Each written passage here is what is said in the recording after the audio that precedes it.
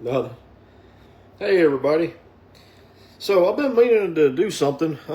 Obviously, a lot of y'all follow me. Use other knives than the knives I make, of course, because I'm not the only knife maker, and quite frankly, I couldn't produce enough knives to satisfy everybody's needs anyway. But what I'd like to start doing is talking about knives that you can purchase for, for any price. It doesn't matter. I've got even some knives I might review that are cost way more than my knives that I make, but one that I was interested in showing you. Now, I make steak knives, and if you've bought any of those, they're fairly expensive to get a set of custom steak knives. But somebody out there may just be looking for a good set of steak knives and not want to spend, several $100s on a set. And I get that. So as we were sitting here eating tonight, I was like, you know what? This would be a great knife to talk about if I was going to talk about a knife. Now, this is a little steak knife. Me and Lisa and I picked these up, I don't know, years ago. I want to say we bought them in Illinois at a department store. And they are RADA, R-A-D-A brand knives. They are made in the USA. They're made in Iowa. The company's been in business since 1948. I just had to look that up a minute ago. In 1960, the RADA family bought it and changed the name to RADA Cutlery.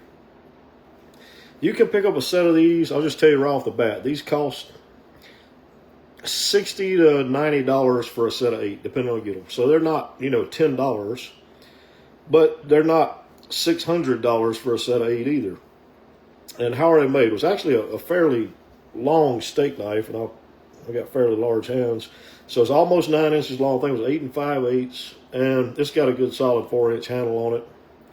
The blade steel is 420 stainless. I think they call it T420 or something. They've got some proprietary name, but I've gone through the pain of looking that up and figuring out exactly what the alloy is. It's 420 stainless, so very traditional stainless steel. The handle is aluminum. You can see it's just kind of a belt finished aluminum cast handle. The blade itself is very thin stock. It's maybe 50 thousandths. I should have measured it, but I think I'm pretty good at seeing that. It's about 50 thousandths blade stock, and then it's got this really thin hollow Scandi grind, and the behind the edge thickness on this thing is less than 10 thousandths. I'll tell you that. I mean, the behind the edge thickness on this thing is ridiculously thin. So I've used this knife quite a bit, this whole set of knives, and for the price, they're a really good knife. Now, it's got some drawbacks. One thing is, and I'll bet y'all have seen some of these knives before. Like, I believe my grandmother had a few of these knives. If it wasn't this knife, it was one very similar, manufactured very similarly to it, that had this aluminum handle. The problem with this aluminum handle over time, of course, if you put it in a dishwasher, it's going to tarnish it really bad. It's going to get white spots on it. Now, fortunately for me, Lisa's not dishwash any of our knives at any time, even the more budget-minded ones like this. So these pretty much still look like the day we got them. I don't remember being in. I think if you were really into it, I guess you could polish these aluminum handles and make them look really cool. I don't know that I would put that much time into them. But it's a well-built steak knife. I was sitting here at dinner, we were actually eating, I was cutting with it, and I started really looking and paying attention to this knife. I told Lisa, for the money, I don't think you could make a better steak knife. I know some people thought, well, if he's going to review some other manufacturer's knife, he's probably going to crap on it. So there you go. Surprised you, hopefully. These things are a really good value for the money. Now, is the steel the greatest? No. But is it dog crap? Absolutely not. 420 has been a long time, a long used steel in the knife industry. Is this heat treated well? The thing is, I don't know how hard this is. I tried to look that up. RADA doesn't advertise it. You can look on forums and stuff what people say or suppose, and they say it's 56 to 57 Rockwell, which is probably about right for 420 and kind of a mass-produced heat treating situation. I can't test it because it's so thin. Like the tip on my Rockwell tester would just blow through this material, so I wouldn't be able to get a reading on it. I will say this: it holds up like it's a mid-50s hardness steel. It's not going to hold the edge forever.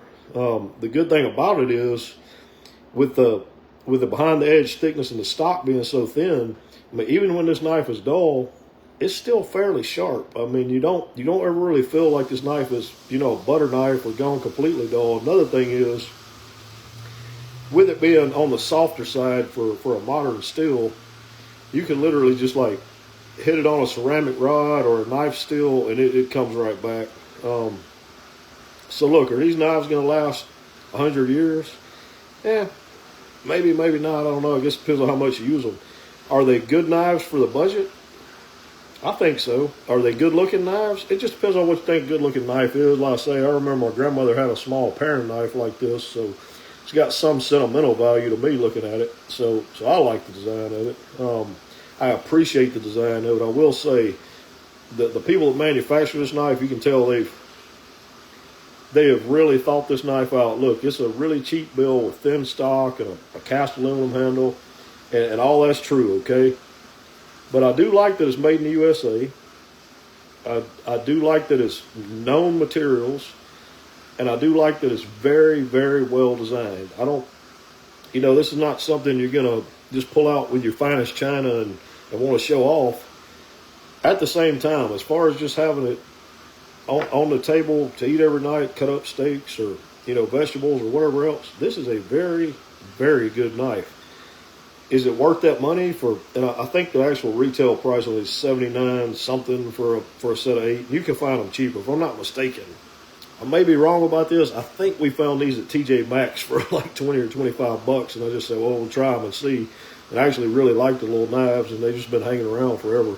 And obviously, we don't need them, but they keep hanging around, so that should say something to you. But if you're looking for a set of steak knives and you need something to really be your beater knives that your family uses all the time, I'd say go for it. Like the RADA, and that's RADA.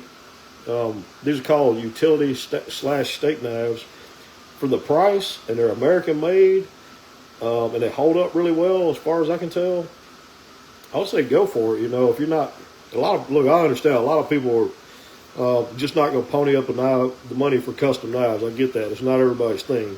But at the same time, I'm sure some people that would buy American made if it was an option in their acceptable price range. And I really think these fill the role, if I'm being honest with you.